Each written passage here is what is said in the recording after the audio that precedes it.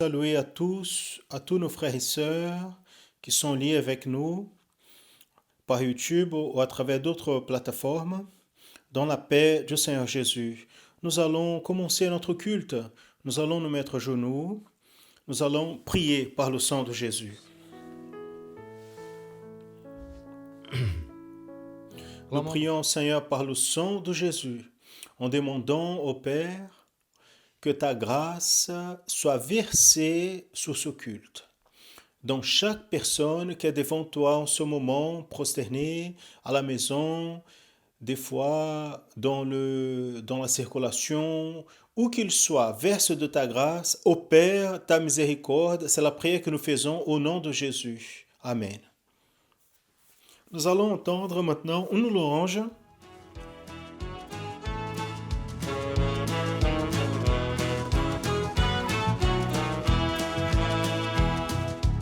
Vamos lavar as vestes no sangue do Cordeiro. Vamos lavar as vestes no sangue do Cordeiro. Quando Jesus vier, naquele grande dia, as vestes estando limpas, temos paz e alegria. Vamos lavar as vestes no sangue do Cordeiro.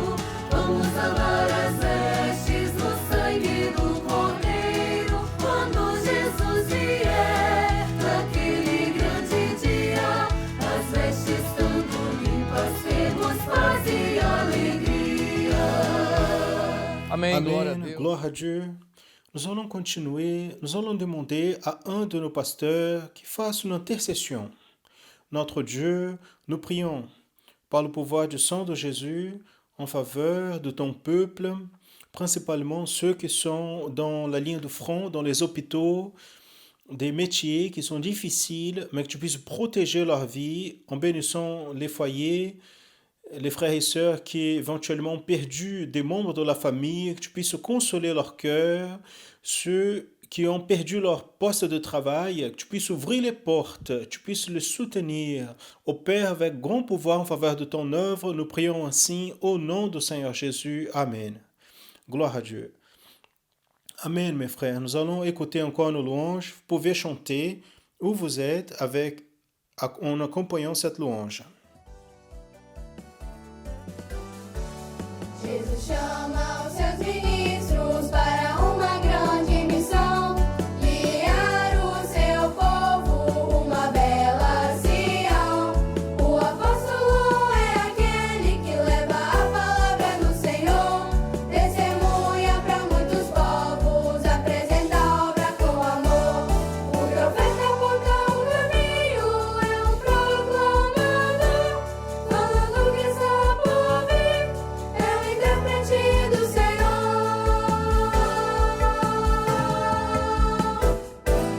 Para o evangelista não há tempo ruim, prega a palavra em todos os lugares com a autoridade de Jesus. O pastor cuida da igreja, guiando o rebanho à salvação, apacenta com cuidado, levando o povo à adoração. E o mestre é aquele, o menor dos irmãos, ensina a sua doutrina e educa com a revelação. Estes são 5 ministérios, forma simples e paterna, de Jesus orienta sua igreja, levando a vida eterna, levando a vida eterna.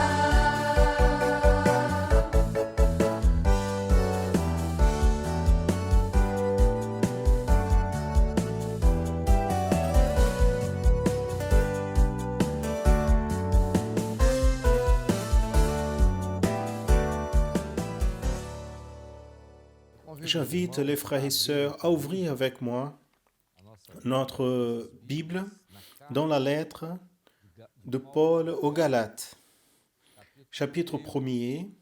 Nous allons lire du 9 au verset 12.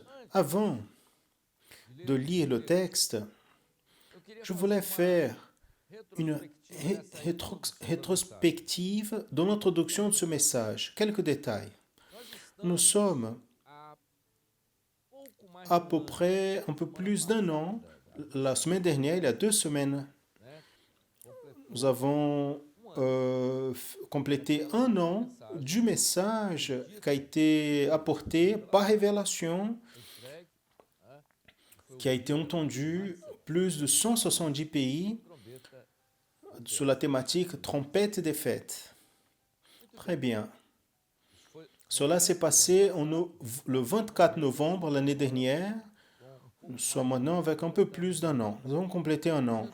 Les résultats, tout ce que le Seigneur a fait et ce que le Seigneur voulait faire, parce que c'était en alerte. Mais je veux attirer votre attention avant d'entrer dans le message, parce que juste après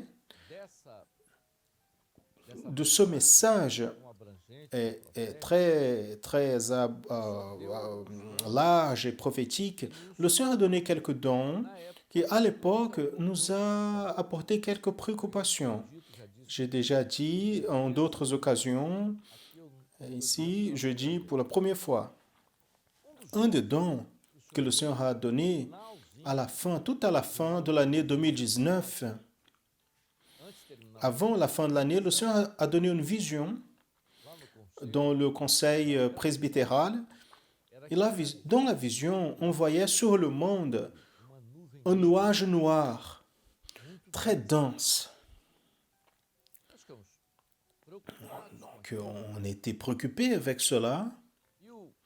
Et le pasteur Gedeti, au Manaïm, il nous a donné une parole en disant qu'à partir de ce moment, on devrait veiller, être attentif, les ouvriers, l'Église de manière générale, afin qu'on soit une difficulté quelconque. Des difficultés qui pourraient nous laisser à côté du chemin. C'est un message qui a été donné à la fin d'un séminaire, à la fin de l'année 2019. Ceci dit, le Seigneur a donné une révélation qu'on devrait mettre les églises pendant 3 mois dans une période de prière de 15 minutes.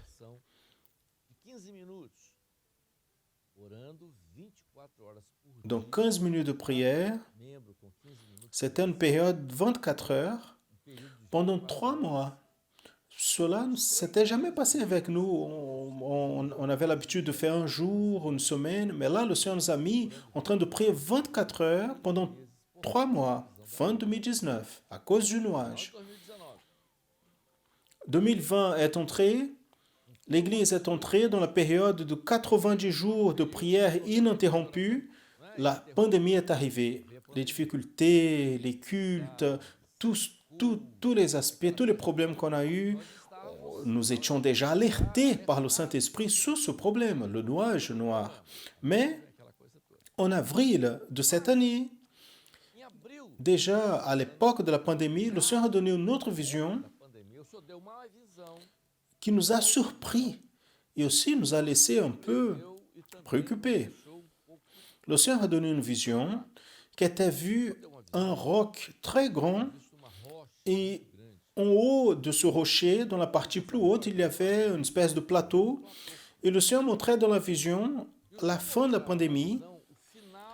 On voyait un groupe qui arrivait au plateau, tout en haut, avec beaucoup de facilité. Des pasteurs, des diacres, ouvriers, l'Église en général, avec beaucoup de facilité. Il y avait un autre groupe, en revanche, qui avait arrivé, mais avec une certaine difficulté. Mais il y avait un troisième groupe plus petit qui n'arrivait pas.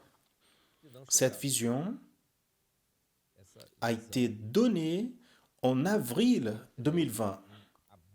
Ce que je voulais ici anticiper à vous, c'est que rien de ce qui se passe jusqu'ici ou qui va encore se passer se trouve dehors de la programmation de Dieu.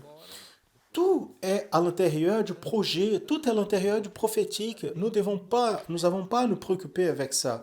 C'est ce que je veux vous faire passer. Notre position, ce que le Saint-Esprit veut de nous, c'est la position ferme dans la parole, dans ce que le Saint-Esprit enseigne et dans la doctrine.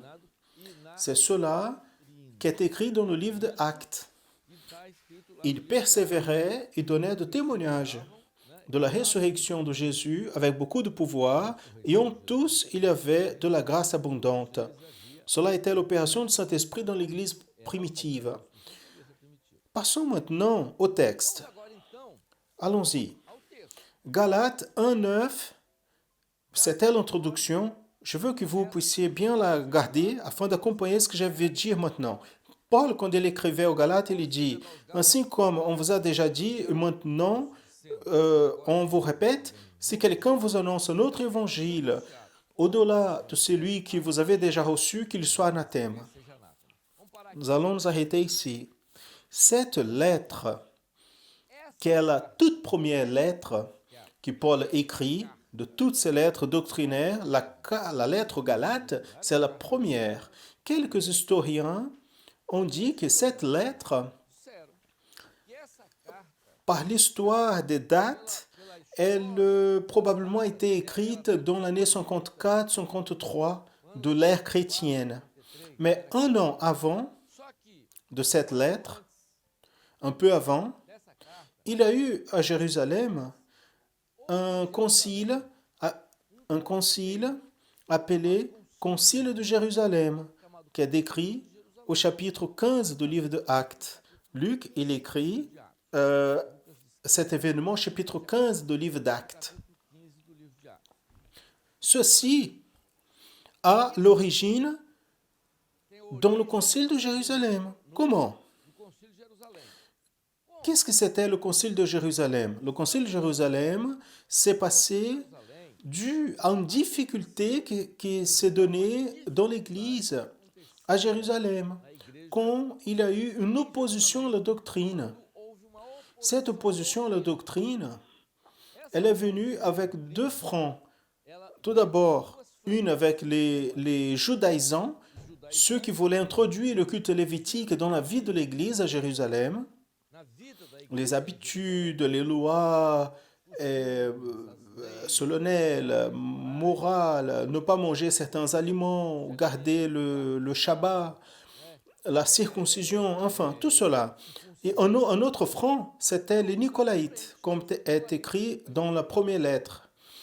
Donc, les Nicolaïtes, quelques-uns disent que c'était un Nicolas, un dissident des 7 diacres, qu'il avait une idée corrompue. C'est pour cela que Paul dit, après le concile, il parle de la fornication, tout cela, parce que c'était la ligne des Nicolaïtes. Cela a été une opposition pour décaractériser la doctrine, au point que les Juifs de Jérusalem n'acceptaient pas la conversion des gentils. C'est pour cela qu'il a eu la vision, Pierre a eu la vision, et tue et mange. Toute cette bataille qui se passe à Jérusalem, Paul avait déjà fait le premier voyage missionnaire. Il a donné le témoignage de ce que Dieu faisait au milieu des Juifs, des gentils. Là, on va corriger ces distorsions. Il y avait une opposition à la doctrine. Donc le Saint-Esprit, il est dit au chapitre 15, il est apparu bien au Saint-Esprit. Donc le Saint-Esprit a dirigé cela. Donc, basé sur cela, Paul il écrit aux Galates, dans la région de la Galatie, qui avait été contaminée pour ce qui se passait à Jérusalem. Donc, il dit, si quelqu'un annonce un évangile différent de celui que je vous ai déjà annoncé, qu'il soit anathème. Le mot évangile ici, c'était la doctrine qui était en train de s'établir. Voyez bien, le temps de Jésus, qu'est-ce qui existait? Le Nouveau Testament n'existait pas. Au temps de Jésus, il y avait l'Ancien Testament qui avait été écrit en hébreu. Et à l'époque de l'Empire gréco-macédonien, la Bible a été traduite par les 70 savants vers le grec, ce qui a été appelé de Septuaginta. Donc, il existait l'Ancien Testament en hébreu et en grec.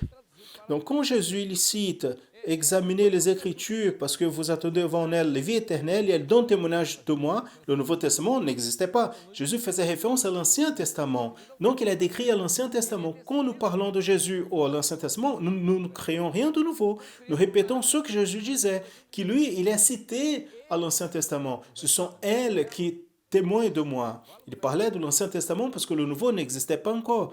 Le Nouveau a été écrit après la Pentecôte, dans cette phase-là.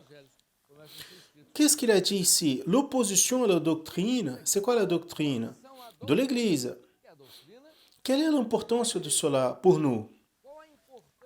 L'opération dans la lettre de Thyatire, qu'est-ce qu'il dit? L'esprit de Jézabel. Qu'est-ce qu'était l'esprit de Jézabel? C'est l'esprit qui a opéré en Jézabel pour changer, pour détruire le culte.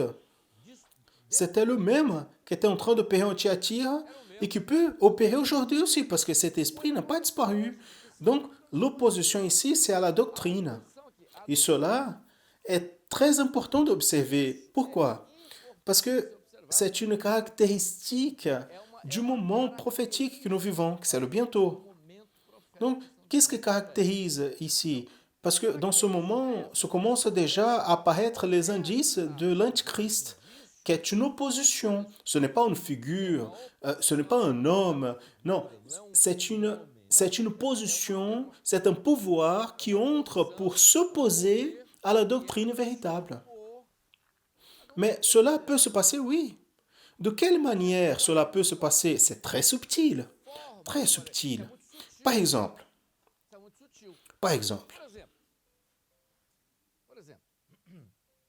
quand nous avons commencé, le Seigneur a donné une orientation. Au tout début, on n'avait pas la doctrine, on n'avait encore rien, c'était le début, on avait beaucoup de difficultés. Quelle a été la première révélation que le Seigneur a donnée par rapport au culte? Les cultes, ils étaient avec beaucoup de difficultés, sans un ordre, les gens tombaient par terre, possédés, jusqu'à ce que le Seigneur a donné la révélation de la prière par le sang de Jésus. Quand nous avons commencé à prier par le sang de Jésus, il y a eu une opération dans le culte. Le culte, il a pris une forme différente. Il a pris une forme de solennelle. On ne comprenait pas doctrinairement très bien cela. Qu'est-ce que c'était cette doctrine? C'est pour cela que quelques-uns sont partis, même pasteur. Mais c'était quelque chose que le Seigneur révélait. Donc, il voulait cette ligne-là. Juste après, le Seigneur a commencé à nous donner une expérience. J'ai déjà dit ici quelques fois, je ne vais pas entrer en détail sur la parole. L'expérience du frère que le Seigneur a dit, prie, il était au pupitre, il a dit, prie par le sang de Jésus, ouvre la parole, il a ouvert, met le doigt, il a lu le texte. Le jour d'après, donc il a envoyé 5 messages. Le Seigneur a demandé de lire le même texte et il a apporté 5 messages différents sur le même texte. Le Seigneur a commencé à nous montrer l'expérience au-delà de la lettre, c'est-à-dire la révélation de la parole. À partir de ce moment, nous avions donc une ligne, une direction, c'est la prière par le sang de Jésus et la parole. Donc c'était les deux expériences que nous avons vécues. Regardez, mais il y avait des difficultés à cette époque, oui. Mais si nous étions plus attentifs, plus tournés vers la parole, comme le Seigneur voulait, on avait déjà vu au livre d'Apocalypse ce que le Saint-Esprit était en train de nous réveiller. Comment? Nous avons vu au chapitre 13, verset 19, il était habillé avec des habits tachés de sang et le nom par lequel il s'appelle, c'est la parole. Si nous avions vu cela, nous avions vu que la parole et le sang sont reliés. Donc, quand le sang opère, c'est quoi le sang? Le sang, c'est l'esprit. Quand l'esprit donne la vie à la parole, la parole est inspirée, elle est là. Mais quand le Saint-Esprit vient et opère dans la parole, donne la vie, cette parole vivante est Jésus. Et Jésus révélé. Donc, l'expression de Jean, il était habillé avec des habits tachés de sang. Cela, c'est opération de Saint-Esprit, c'est la parole. Donc, cela était déjà écrit au livre d'Apocalypse, le sang et la parole. La parole, c'est quoi? Vivante. Quand l'Esprit qui a le sang opère dans la parole, elle est vivante. C'est Jésus, Jésus est vivant. C'est l'expérience de Jésus révélée. Nous avions vu cela. Si nous avions regardé avec plus d'attention, on aurait vu la vision que Jean a eue à l'éternité. Et qu'est-ce que on a dit à Jean? Ils ont vaincu par le sang et par la parole. Et la parole de témoignage, c'est la parole. Les évangiles, les lettres. le rapport, le témoignage que se trouve dans le livre des Actes. Donc, tout était là, le son et la parole. Cette doctrine, elle est claire.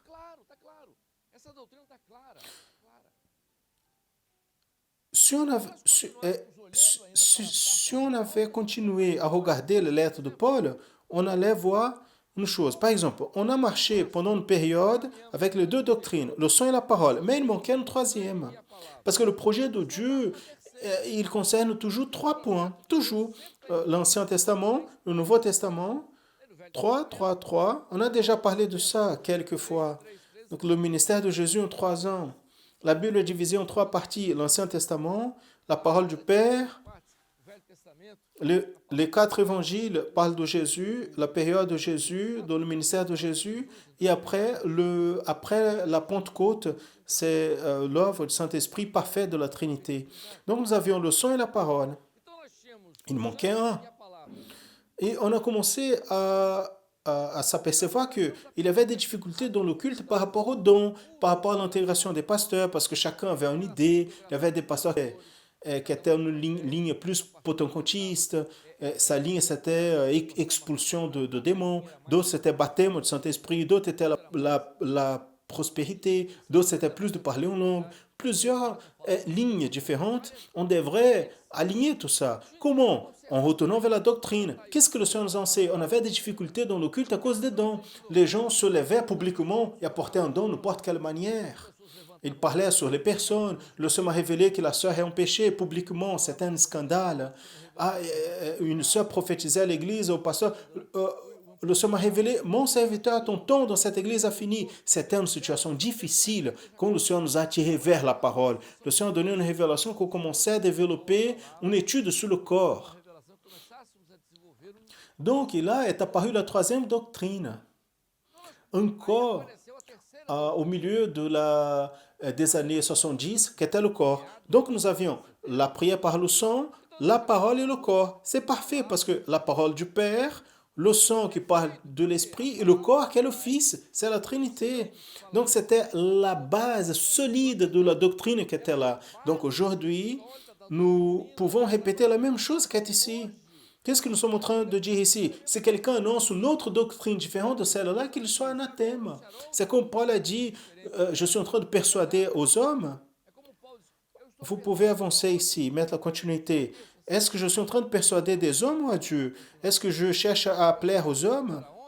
Ah, non, je ne suis pas d'accord avec ceci, avec cela, je ne suis pas d'accord. Voyez bien une chose. Quand Jonas a eu la révélation, le pasteur Jonas, que l'église, le nom de l'église devait être changé, donc, vers 1978, avant qu'il meure, un an avant qu'il meure, quand il parle que l'Église serait connue mondialement, Maranatha Manaïm, il apporte cette révélation dans la réunion et jeudi apporte le discernement. Très bien, Jonas. L'Église va être connue mondialement avec ces deux noms, Maranatha Manaïm. Mais Maranatha va être le temple, le lieu de culte, et Manaïm, l'endroit où nous allons travailler avec la doctrine, parce que le Seigneur voulait donner une ligne, une direction de ce qu'il nous avait dit au début. Donc, on ne met pas des vents nouveaux dans des ordres anciens. Donc, ce n'est pas ça la préoccupation de parler contre quelqu'un. Non, c'est la ligne que le Saint-Esprit nous a donnée. Qu'est-ce qui s'est passé ici? Donc, est-ce que je cherche plaire aux hommes? Ah, je ne suis pas d'accord avec ceci, avec cela. Dans la révélation du pasteur Jonas, Maranatha Manaïm, tout était bien. Manaïm, c'était un endroit où la doctrine serait diffusée. Regardez comment la ligne prophétique elle avance. Nous avions une radio avec un nom. Donc, ça n'a pas marché, etc. Mais le Seigneur nous a donné une direction qu'on devrait avoir notre radio avec notre transmission vers web, transmission web. Et le Seigneur a donné un nom de tout cela, de quoi? Radio. On pourrait garder Radio Maranatha. Très bien. Ou n'importe quel autre nom biblique. Mais le Seigneur a dit, le nom va être Radio Manaïm. Mais pourquoi Radio Manaïm? Il n'y a rien par hasard. Pourquoi? On va revenir à la révélation que le pasteur Jonas a eue au début. Manaïm, c'est l'endroit de la doctrine. Donc la radio Manaïm aujourd'hui, elle est importante. Pourquoi? Parce qu'elle transmet la doctrine. Quelle doctrine? La nôtre? Non, la doctrine qui vient de la parole, par l'opération du Saint-Esprit dans le corps. Nous avons déjà appris. Ça, c'est la définition de la doctrine. Donc la radio Manaïm, je n'aime pas la satellite. Non, vous n'aimez pas le dispositif qui est dans l'espace. Non, vous voyez le journal télévisé, la programmation à la télé, tout est satellite. Non, vous n'aimez pas le contenu. Vous n'aimez pas le contenu que nous transmettons. C'est la doctrine. Donc, vous êtes en train de faire une opposition à la doctrine. Oubliez les gens. C'est joli, beau. Personne ici, c'est un artiste. Personne ne veut apparaître. L'important, c'est ceci. Donc, quelle est l'opposition ici? À la doctrine, bien évidemment.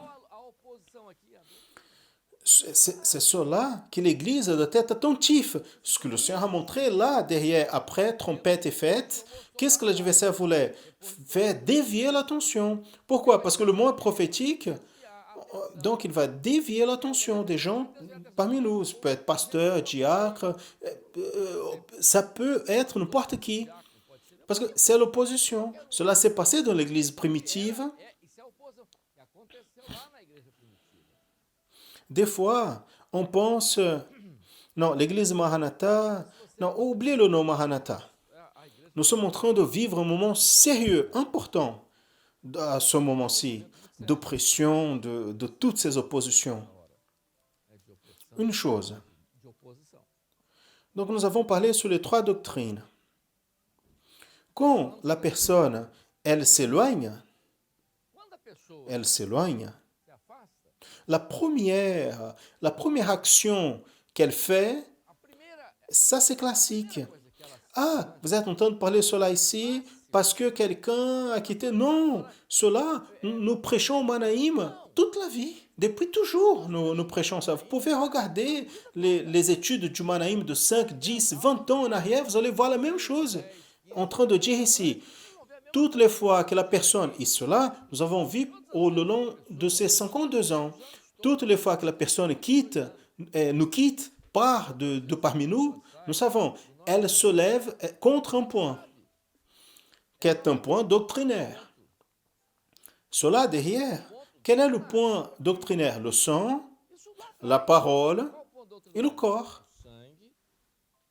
L'opposition, c'est contre cela. Et là, on dit, il est parti parce que... Non, parce que... Et là, on parle ICM. L'ICM, la prière par le sang de Jésus est devenue une prière par cœur. Ça, c'est une agression au Saint-Esprit, c'est pas à moi. Si vous êtes pasteur, vous apercevez que la prière par le sang de Jésus perd de ces caractéristiques dans votre église, il devient une routine. L'instrumentiste, pendant la prière par le sang de Jésus, il est en train d'accorder son instrument. Quelqu'un est en train de parler, un autre est à la porte en train de parler. Le pasteur qui a le gouvernement, il lui dit, mes frères, regardez bien, la prière c'est un moment solennel. La prière par le sang de Jésus, c'est solennel, on va entrer dans le lieu saint.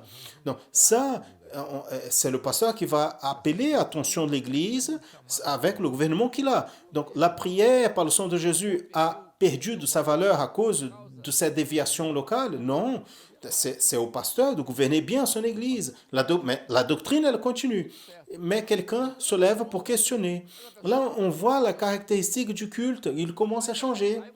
Il commence un culte en train de parler beaucoup de choses, que Dieu est bon, Dieu est merveilleux, qui a envoyé son Fils, qui est mort à la croix pour nous, a versé son sang à la croix de Calvaire pour pardonner nos péchés. Il a parlé de tout ça, mais il n'a pas prié par le sang de Jésus. Il n'a pas présenté le sang devant l'autel. Il sent le sang, il n'a pas de rémission de péché. C'est biblique. Donc, qu'est-ce que vous voyez ici? Une opposition. Une opposition à quoi? À la doctrine. Donc, nous allons reprendre ce que Paul a dit. Si quelqu'un vous annonce un autre évangile différent de celui, qu'il soit anathème.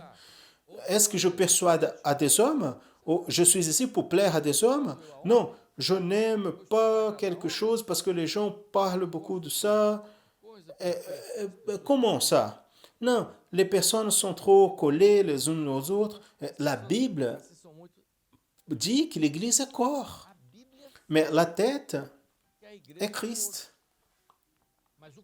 Ah, mais le Seigneur m'a révélé. Le Seigneur vous a révélé quoi? Le Seigneur m'a révélé. Faites attention.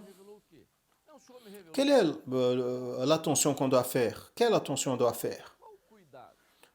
Allons-y. Pierre a dit, tu es le Christ, le Fils de Dieu vivant. Jésus a dit, tu as une révélation, Pierre. Et tu es heureux, Simon. Dans un acte continu, Pierre a dit, non, tu ne vas pas à Jérusalem. On va te mettre en prison, je ne veux pas ça. L'intention de Pierre était bonne, oui. Mais là, il y avait une difficulté. Quand Saül, il a cherché la sorcière, il a dit, je veux parler à Samuel. Qui à l'époque, Samuel était vivant, il me parlait, il dirigeait tout, il était le prophète. Ah, tu veux parler à Samuel? Très bien. Saül pouvait revenir et dire, non, j'étais avec Samuel. Samuel m'a parlé, Dieu m'a parlé à travers Samuel. Est-ce que c'est Samuel? Mes frères, je ne suis pas en train de juger quoi que ce soit ici, mais nous devons comprendre que la prophétie, elle a une ligne. Donc c'est pour cela que nous utilisons la parole. C'est pour cela que nous ouvrons la parole. N'est-ce pas? Dans la lettre aux Hébreux, la parole est vivante et efficace. Et elle est capable de séparer âme et esprit. Donc, quand vous clamez par le sang de Jésus, quelqu'un dit quelque chose, non, le Seigneur m'a révélé. Est-ce que le Seigneur a révélé ça à lui? Ouvre la parole. Pourquoi? Parce que nous devons prendre soin de ceci. Nous devons préserver ceci à cause du moment. Ça, c'est très important. Pour finir, la doctrine, elle est établie. Elle ne va pas revenir. Non, c'est un projet qui avance. En 2015, le Seigneur a donné une révélation aux frères en montrant qu'on devrait revenir à la parole, à la doctrine, quand il a cité la lettre aux Hébreux, la parole vivante. Donc, mes frères, je voulais ce soir vous parler, c'est sur cela. Un an s'est passé après cette révélation, le Seigneur a montré, et nous sommes en train de marcher, personne est dehors, tout est dans le projet. Donc nous devons réfléchir à ce que le Saint-Esprit veut de nous à ce moment, que c'est un moment très important dans notre vie, et le Seigneur, il est dans le contrôle de tout. Personne n'a besoin de se préoccuper avec quoi que ce soit, tout est sous le contrôle du Saint-Esprit. Pour conclure, est-ce que je persuade des hommes ou à Dieu, ou je cherche à plaire aux hommes? Si je plaisais aux hommes, je ne serais pas serviteur de Christ. On continue. Mais je fais savoir, frère, que l'évangile qui pour moi a été annoncé n'est pas selon les hommes. Parce que je n'ai pas reçu d'aucun homme, mais par révélation du Saint-Esprit. Il y a certains termes, et là on dit, les personnes des fois s'opposent et disent, ah, mais il y a certaines expressions qui ne se trouvent pas dans la Bible. Quelques-uns disent, ah, l'église Maranatha utilise des expressions qui ne sont pas dans la Bible. Très bien.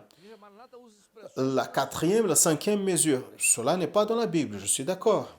Mais nous utilisons cela comme une figure. Une métaphore, simplement pour faciliter l'enseignement. 4e mesure, c'est ce que l'homme a. Largeur, longueur, le temps, c'est ce que l'homme a eu. C'est quoi la 5e mesure? C'est ce qui dépasse la portée de la raison de l'homme et entre dans un autre plan spirituel. Donc la 4e mesure, c'est la raison. 5e mesure, c'est la révélation. C'est dans la Bible. Et là, on dit, vous voulez une autre chose? Le mot Trinité. Un frère m'a écrit ça, je trouvais très intéressant. Le mot Trinité. Cherchez le mot Trinité dans la Bible. Cherchez le mot Trinité dans la Bible, si vous allez trouver. Est-ce qu'il y a? Non.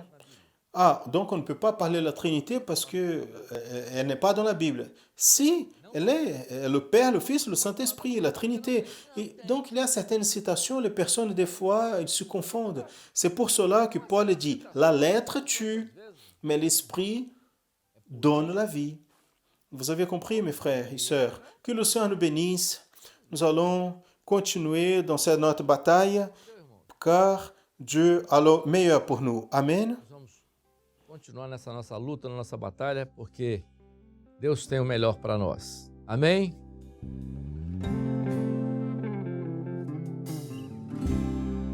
Ele um dia voltará. Vem buscar a sua igreja, meu Jesus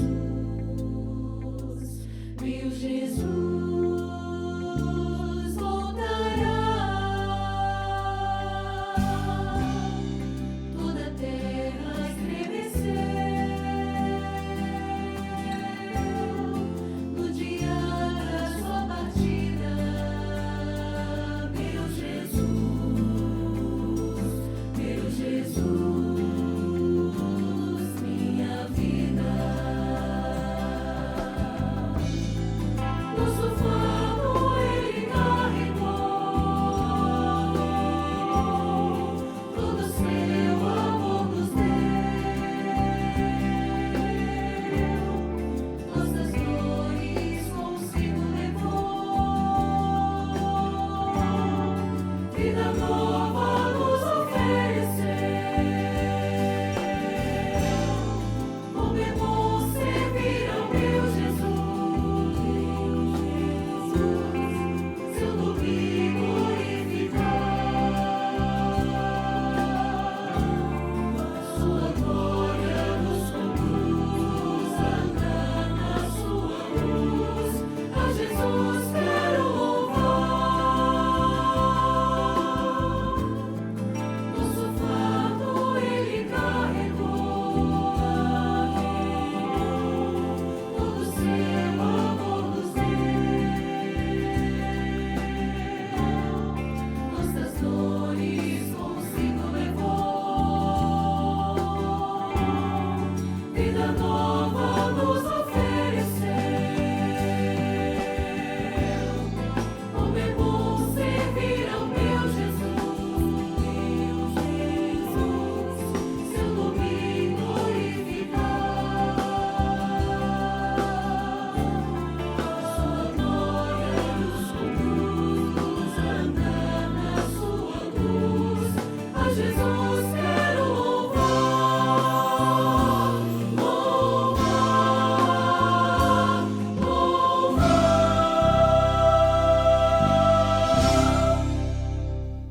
Amen, mes frères et sœurs. Gloire à Jésus. Nous allons finir notre culte.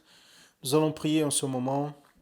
Nous bénissons ton nom, Seigneur, pour tout ce que tu fais dans nos vies, pour ta parole, pour les bénéfices qu'elle nous apporte. Nous, en ton nom, nous disons que la grâce merveilleuse de Jésus, l'amour de Dieu, notre Père éternel, les douces consolations du Saint-Esprit soient avec vous maintenant et pour toujours. Amen.